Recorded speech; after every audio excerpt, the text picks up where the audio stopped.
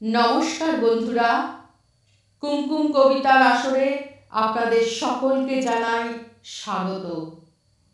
কুমকুম কবিতার আসরে আমার আজকের নিবেদন বাবা মা।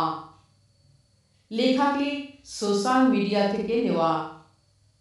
শুরু করছি আজকের গল্প বাবা মা। 40 থেকে 50 এই বয়সটা খুব বাজে, জানেন তো।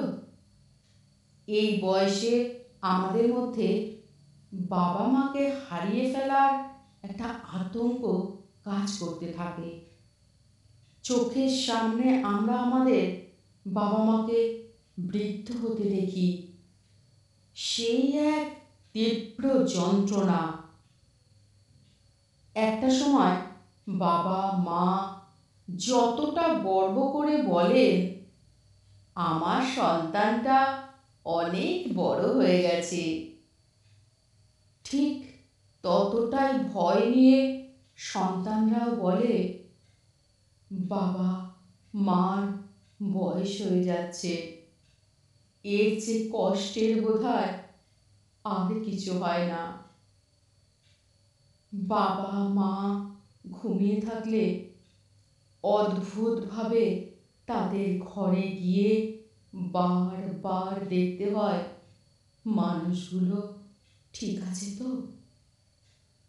ঘুমের মধ্যে সুন্দর করে নিঃশ্বাস নিচ্ছে দেখলে তখন যেন বুকের ওপর থেকে পাথর নেমে যায়। ছোটবেলায় যারা শিখিয়েছিলেন সকালে তাড়াতাড়ি ঘুম থেকে উঠে সবুজ প্রকৃতির দিকে চোখ বুলালে আমাদের চোখের জ্যোতি বাড়ে, সেই মানুষগুলোকেই যখন পাওয়ারওয়ালা চশমা পরতে দেখতে হয়, তখন বুকের মধ্যে অজান্তেই একটা মোচড় দিয়ে ওঠে। 40 থেকে 50 এই বয়সটা সত্যি খুব বাজে।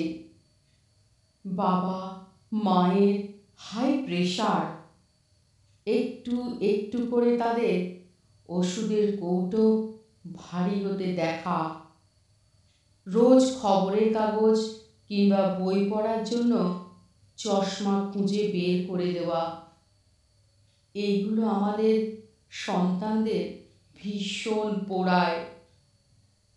আমরা বড় হই, সাথে সাথে আমাদের বাবা মায়েরা বৃদ্ধ হতে থাকেন।